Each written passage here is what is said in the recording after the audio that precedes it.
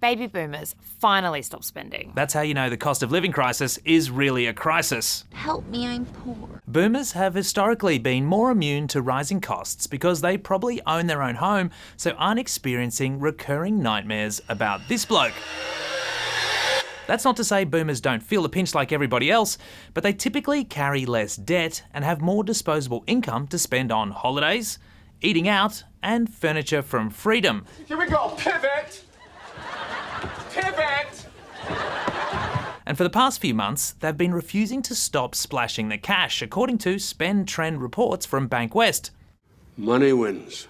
Younger demographics, on the other hand, are blowing a bigger chunk of their income on the old mortgage thanks to the RBA, or are getting slammed by rental unaffordability. Yes, the generation who previously had a YOLO attitude to finances, YOLO, have been tightening their belts. No surprises there. But the latest report paints a very different picture. Looks like the cost of living crunch has finally caught up with WA's cashed up boomers, with their spending going down 1.7% in October year on year. Where are they feeling the crunch? Well, travel spending is down by 10%. Daddy, what is this thing? It's a custom-designed, climate-controlled motor coach. Shopping trips to the department stores are down 18%. What else? Scatter cushions, a trophy couch. And maybe boomers feel like their presence as babysitters to the grandkids is present enough because toy store visits are down too. When somebody loved me, everything was beautiful. Granted, this decline in spending is still less than what we're seeing from millennials, which has been on the slide for months, but it's a very real sign that every sector of society is now feeling the pinch.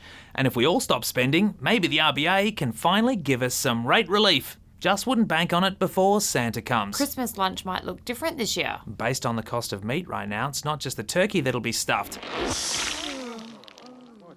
If you've had to cater for a backyard barbie recently, then you probably know the feeling of going to the supermarket with porterhouse tastes, only to realise you have a budget that can only stretch to bulk buy mystery bags.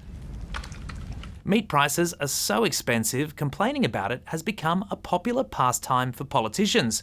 In fact, Nationals leader David Littleproud has called for an inquiry into finding out why supermarket meat prices are so high, while the prices farmers are getting have fallen by 40% since March.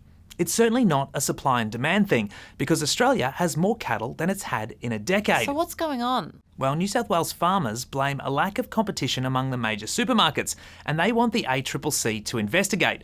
The big two supermarkets claim they source meat direct from farmers, so market rates don't apply. That's very convenient. At Woolworths, we get what families go through. That's why I reckon getting the ACCC involved is the way to go, because little transparency goes a long way. Look how good the ACCC has done at bringing down airline prices. Oh, wait. Shame they can't investigate certain activists. Peter Singer, WTF, the activist and philosopher, took to Twitter to pose the question that zoophilia, which is how you say bestiality in polite company, may be morally permissible in some circumstances. You really love animals, don't you? If it gets cold enough.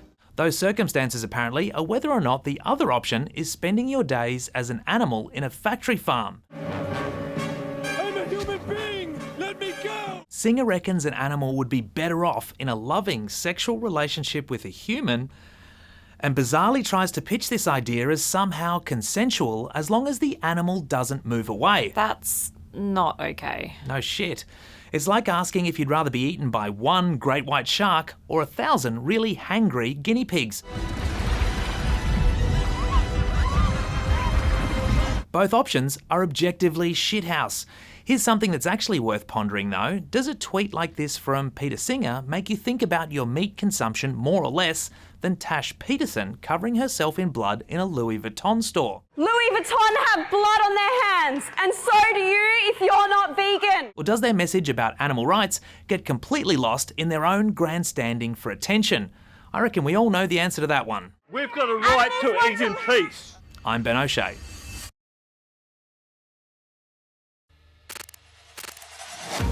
Two young girls, they mattered to people. There's unexpected turns and unexpected results.